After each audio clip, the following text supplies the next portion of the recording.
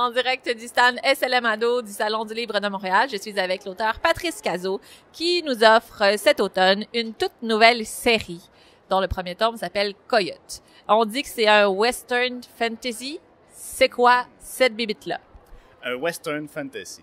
C'est le western qu'on connaît de l'univers qui nous provient des films western de Sergio Leone avec Clint Eastwood, dans lequel j'ai injecté des éléments fantastiques. Donc, avec des sorcières, des duels sur le soleil brûlant du Far West, des vampires, des créatures surnaturelles. Est-ce que tu es capable de résumer ça en 5 phrases?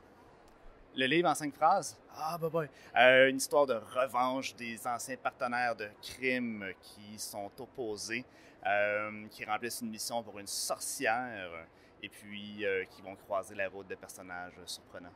Wow, c'est beau. Okay. Tu nous en lis un extrait? Avec plaisir. Donc, c'est Jed Walker, la légende de l'Ouest, qui raconte un de ses exploits.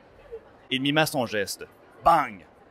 Vous avez touché le bâton de dynamite, compléta Cassidy, euphorique, et tout a explosé. Jed Walker le contempla, amusé, avant de revenir à Couvent. Pas tout à fait. J'ai atteint la mèche. Jack et Simon Wood ont entendu le coup de feu, sont sortis juste à l'entrée, sous les poutres qui retenaient le gros des rochers, et ont fouillé la nuit des yeux. Ils m'ont vu et ont compris leur erreur au moment où la mèche finissait de se consumer. Il ouvrit la main vers Cassidy. Et c'est à cet instant que tout a explosé. On n'a plus revu ni les Wood ni leur trésor.